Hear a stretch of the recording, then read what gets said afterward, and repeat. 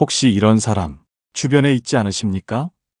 밥 먹으면 슬쩍 빠지고 커피 마시면 시침이 떼고 모임 가면 눈치만 보다가 얻어먹기 바쁜 사람. 처음엔 이해했습니다. 형편이 어려운 건가? 그럴 수도 있지 넘어갔습니다.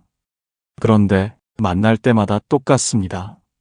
계속 얻어먹으면서 고맙다는 말 한마디 없습니다. 당연하다는 듯 웃고 갑니다.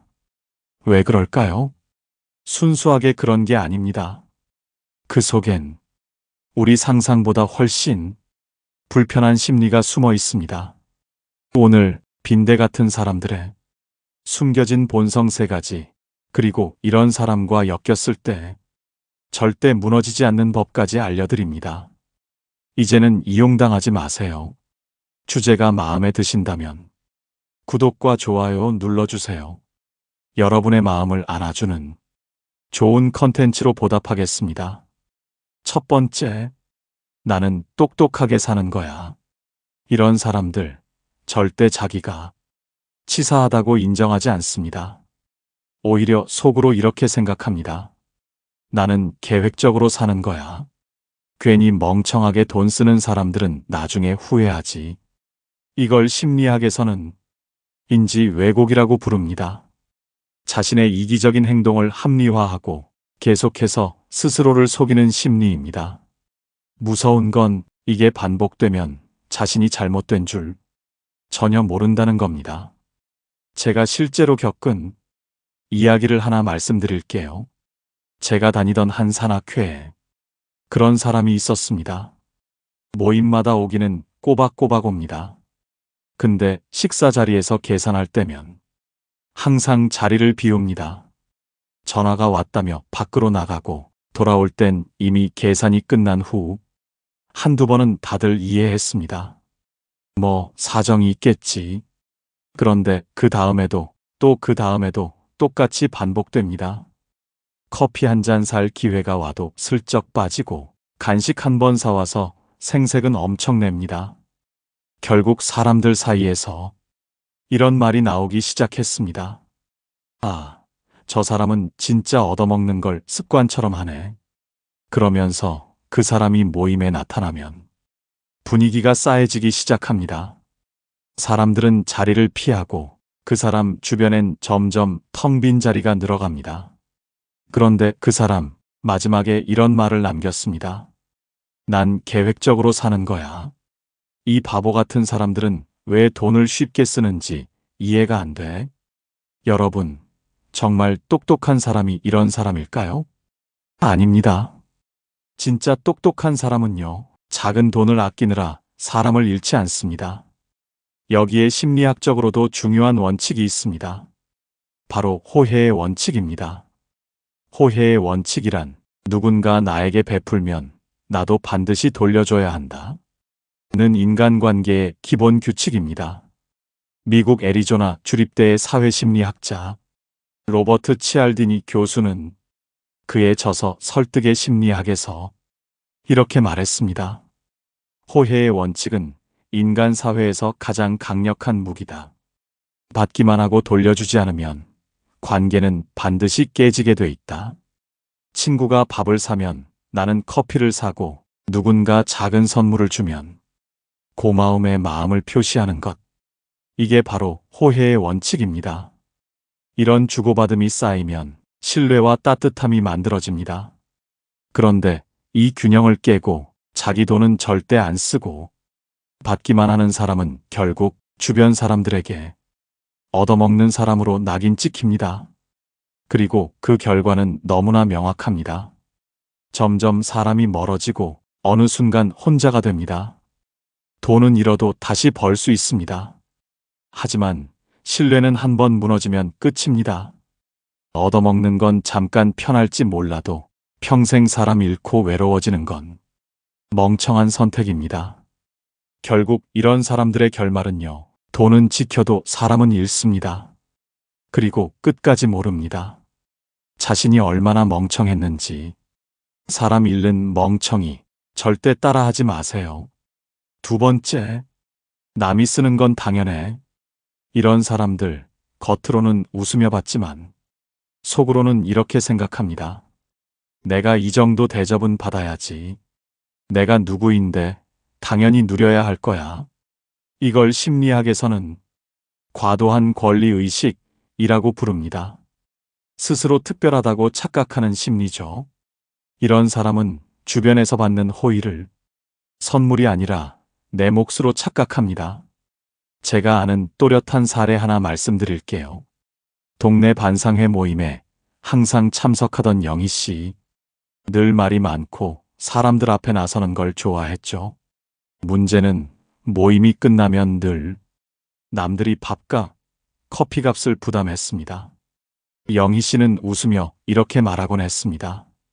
나는 오늘 기운을 줬으니까 됐지.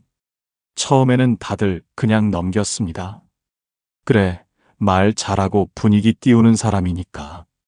그런데 반복되니 점점 피로감이 쌓였습니다. 하루는 한 분이 조심스럽게 말했습니다.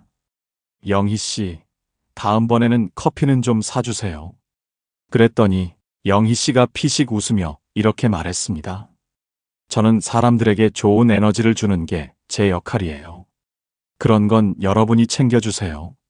그 자리에 있던 사람들, 속으로 이렇게 생각했습니다. 아, 저 사람은 우리를 그냥 지갑으로 보내.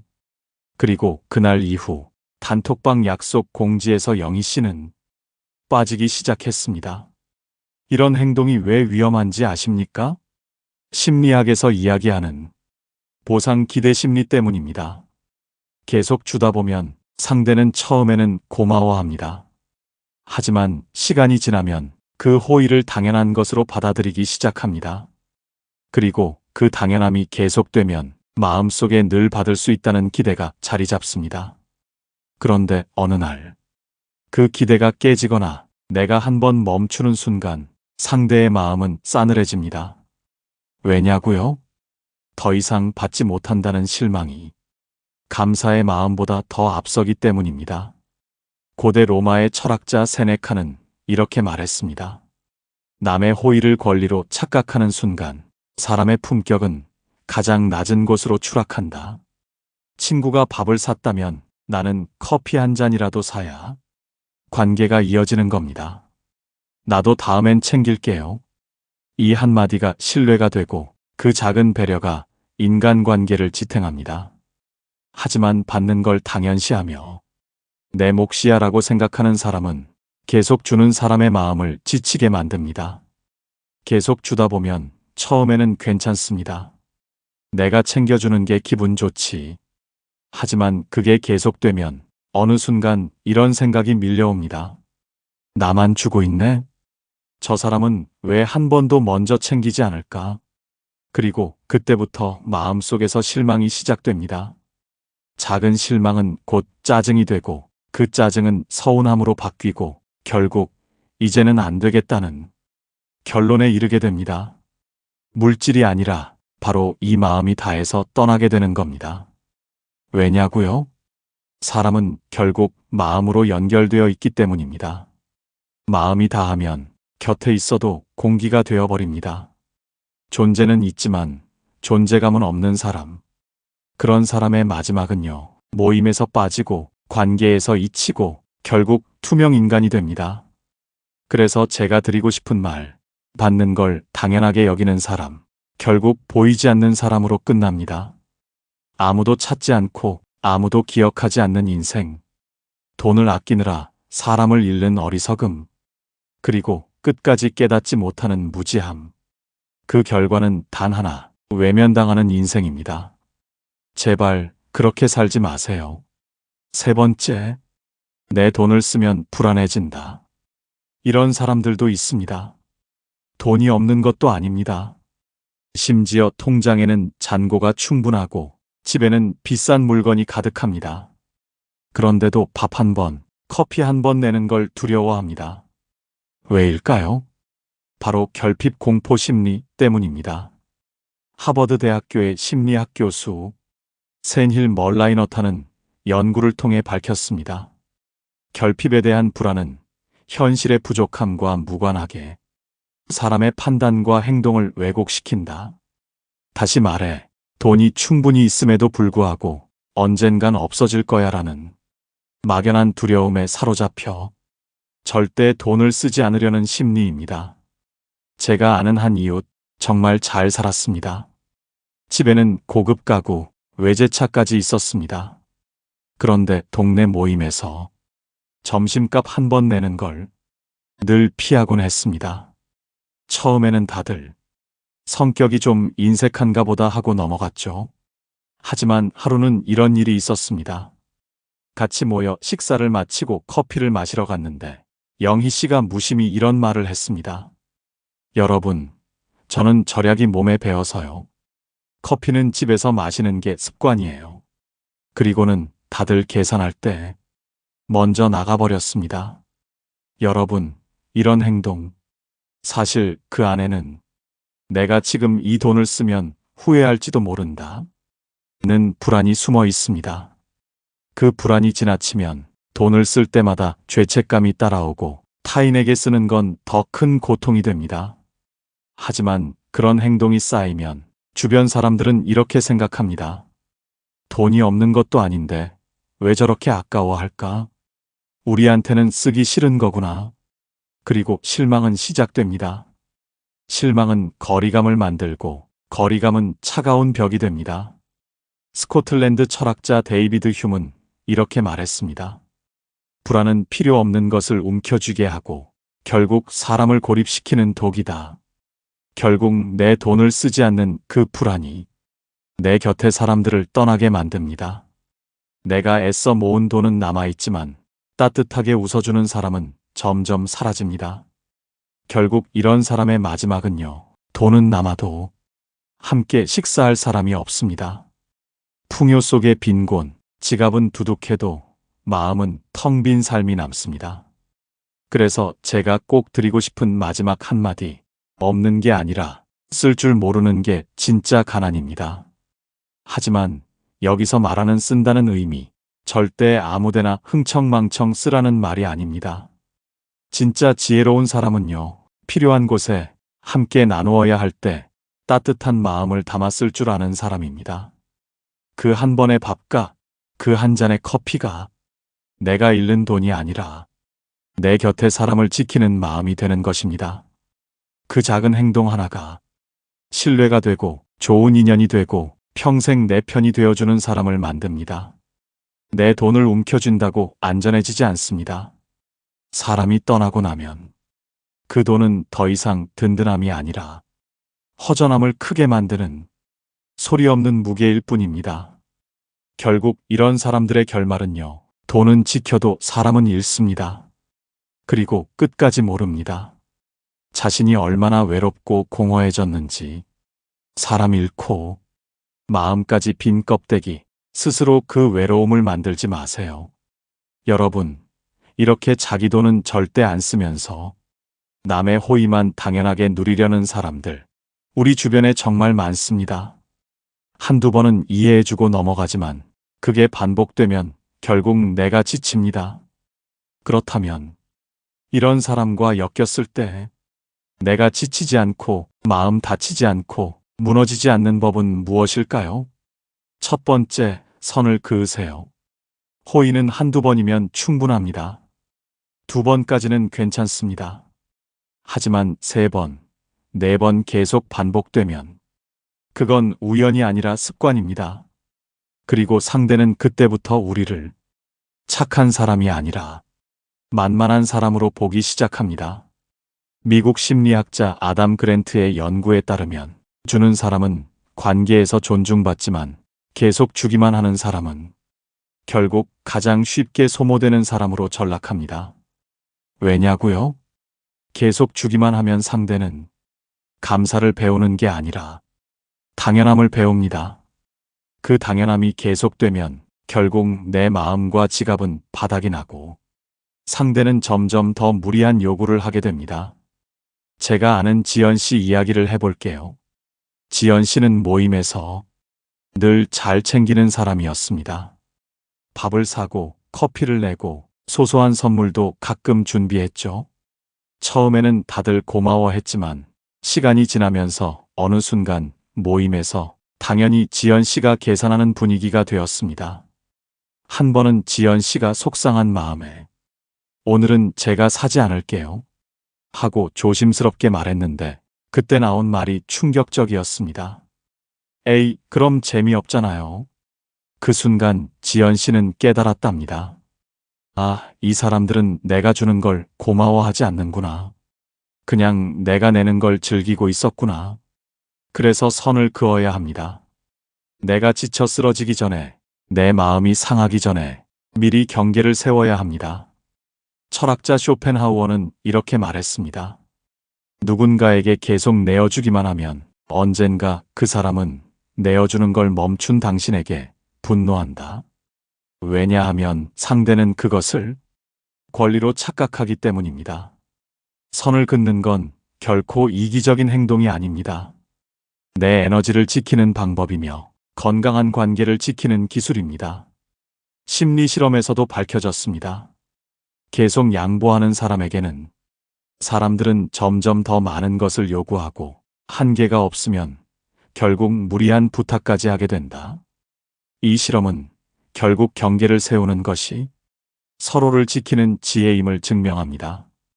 그래서 여러분, 그 사람이 어떻게 생각할까 고민하지 마세요. 내가 너무 차갑게 보일까 걱정하지 마세요. 내 마음과 내 지갑은 내가 지킬 때 비로소 소중해집니다. 딱 3번입니다. 3번 넘어가는 순간 상대의 마음 속에는 이 사람은 계속 내줄 거야 라는 잘못된 기대가 생깁니다. 그때는 웃으며 선을 긋는 겁니다. 지난번엔 내가 샀으니 오늘은 내가 사. 이 한마디가 나를 지키고 상대를 교정하는 작은 연습입니다. 돈을 잃는 건 작은 일입니다. 하지만 마음을 잃으면 내 인생이 무너집니다. 그러니 선택하세요. 계속 주다 지쳐 올 것인지, 지금 웃으며 선을 긋고 당당해질 것인지. 저는 여러분이 후자가 되시길 바랍니다. 2번째, 애매한 웃음으로 넘기지 마세요. 이런 사람들 참 뻔뻔합니다. 계속 받으면서도 절대 미안해하지 않고 오히려 내 호의를 당연하게 여기죠. 그런데 우리도 그 상황에서 애매하게 웃으며 넘어가곤 합니다. 이번 한 번쯤 나중엔 알아서 하겠지. 하지만 그게 함정입니다. 심리학에서 침묵의 동의 효과라는 게 있습니다. 미국 콜럼비아 대학 연구에 따르면 상대가 반복적으로 무리한 요구를 할 때 거절하지 않고 웃으며 넘기는 것은 곧 계속해도 좋다는 무언의 허락으로 받아들여진다고 합니다. 애매한 미소 하나가 상대의 뻔뻔함을 키우는 씨앗이 되는 겁니다. 제가 아는 민수 씨 이야기를 해볼까요? 직장 동료 중에 늘 점심때 지갑을 안 가져왔다는 사람이 있었습니다.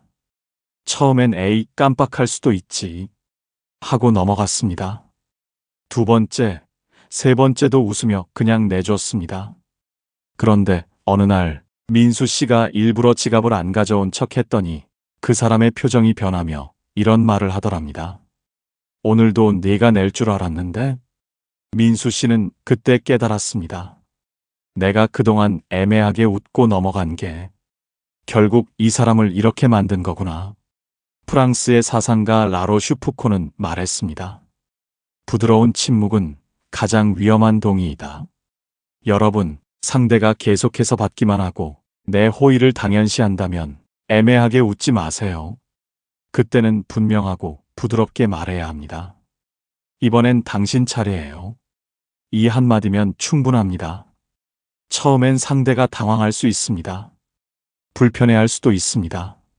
하지만 그건 그 사람의 문제입니다. 내가 불편함을 안고 참아주면 그 사람은 절대 변하지 않습니다. 오히려 더 뻔뻔해질 뿐입니다. 그리고 무엇보다 중요한 건 한 번도 거절해보지 않은 사람이 가장 많이 상처받고 가장 많이 무너집니다. 왜냐고요? 마음속에 억울함이 쌓이기 때문입니다.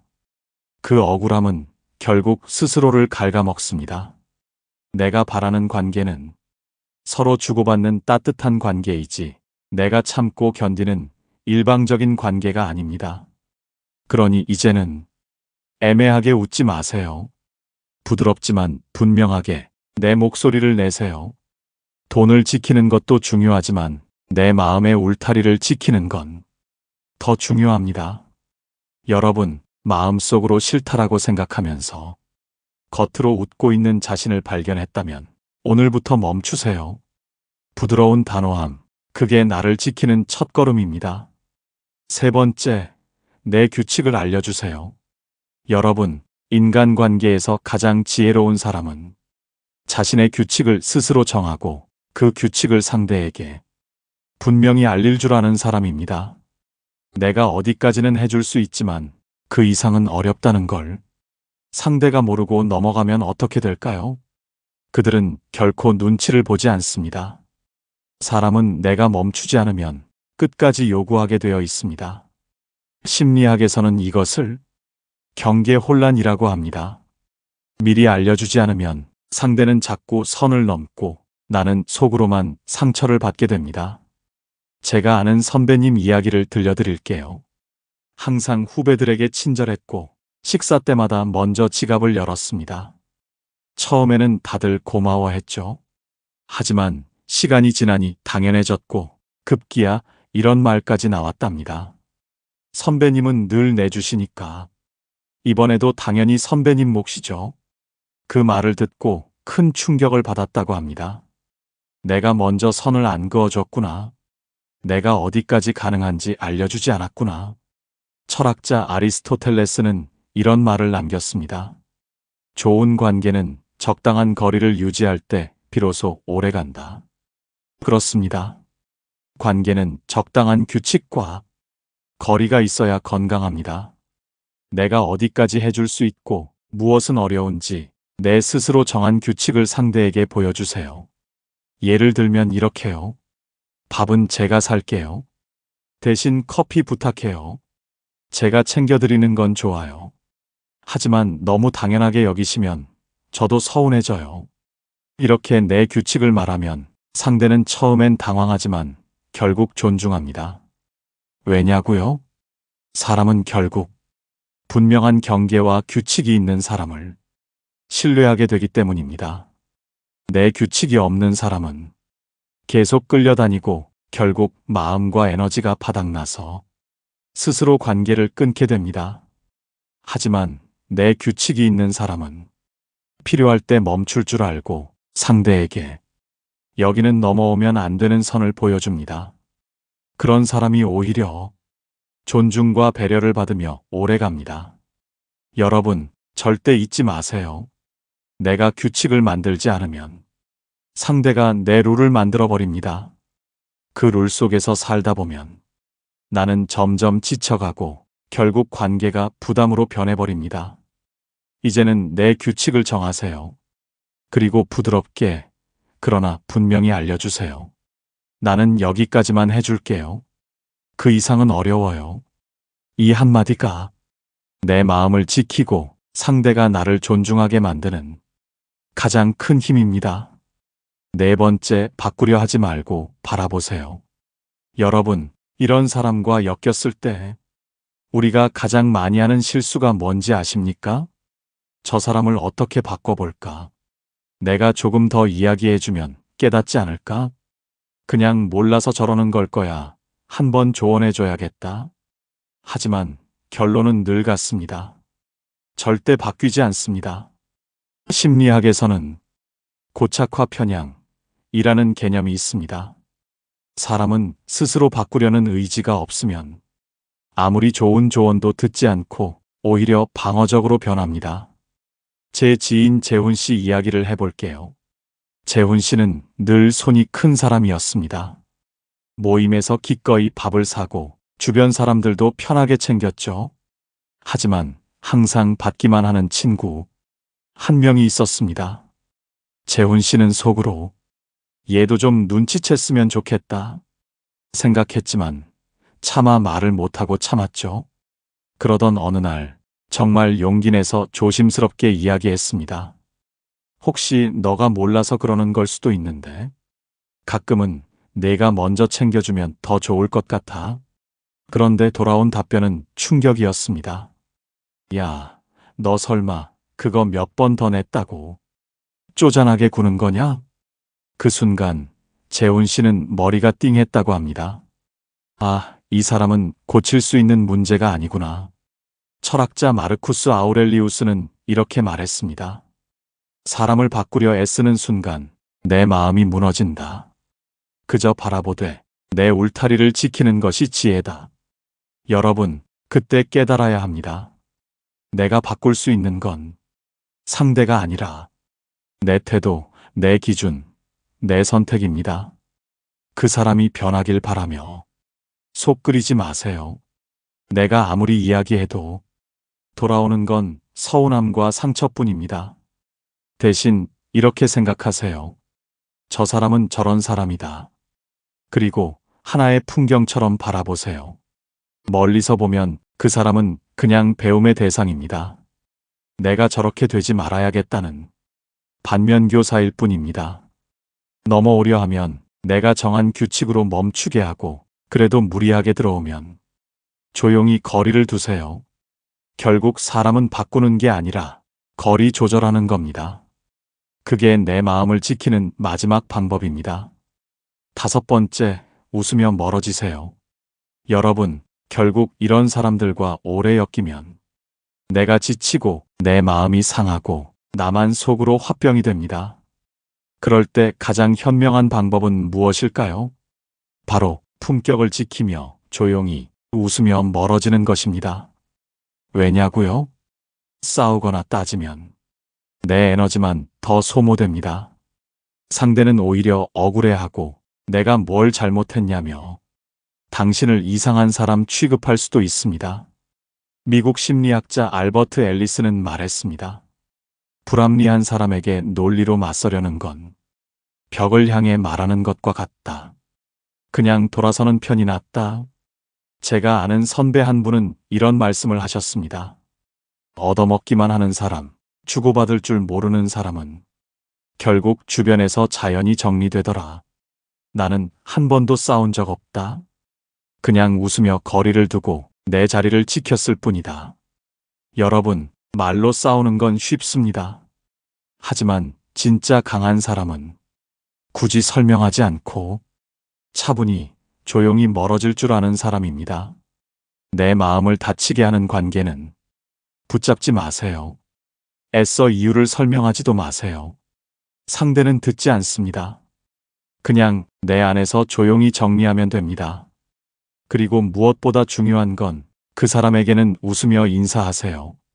내 얼굴에 미소를 지으면 내 품격은 지켜지고 그 사람의 민낯은 드러납니다. 멀어지되 미워하지 않고 내 삶에 집중하세요. 결국 그 사람은 다른 사람에게서도 같은 모습을 보이고 자연스럽게 고립됩니다. 나만은 마음 편하게 품격 있게 웃으며 멀어지세요. 그것이 내 마음을 지키는 마지막이자 가장 강한 한 수입니다. 여러분, 결국 사람은 돈으로 관계를 지키는 게 아닙니다. 마음과 태도로 지키는 겁니다. 자기 돈 안 쓰면서 남의 호의만 기대는 사람, 그들은 돈은 지켰을지 몰라도 사람은 다 잃습니다. 그리고 끝까지 모릅니다. 스스로 얼마나 외롭고 비참해졌는지. 여러분은 절대 그런 사람의 호구가 되지 마세요. 그리고 그런 사람이 되어서도 안 됩니다. 내 마음을 지키는 것, 내 관계를 건강하게 만드는 것은 결국 나의 경계를 세우는 데서 시작됩니다. 마지막으로 제가 오늘 알려드린 울타리 3단계 정리해드립니다. 첫째, 울타리를 치고 넘어오면 차단하세요. 둘째, 울타리를 넘어오려 할 때 웃으며 넘어가지 말고 멈추라고 말하세요. 셋째, 그 울타리의 경계가 어디까지인지 미리 정확히 알려주세요. 이 세 가지가 내 마음을 지키는 가장 강력한 무기입니다. 여러분, 당당하게, 품격 있게, 그리고 따뜻하게 나를 지키세요. 오늘도 끝까지 들어주셔서 감사합니다. 오늘 영상을 보며 여러분은 어떤 생각이 드셨나요? 여러분의 경험과 생각을 댓글로 나눠주세요. 여러분의 이야기가 누군가에게 큰 위로와 깨달음이 될 것입니다. 오늘 영상이 도움이 되셨다면 소중한 분들께 공유해 주시고 구독과 좋아요로 저를 응원해 주세요. 여러분과의 소중한 연결이 저에게 큰 힘이 됩니다. 오늘도 행복한 하루 되세요. 이상으로 마음 풀고 가세요 였습니다.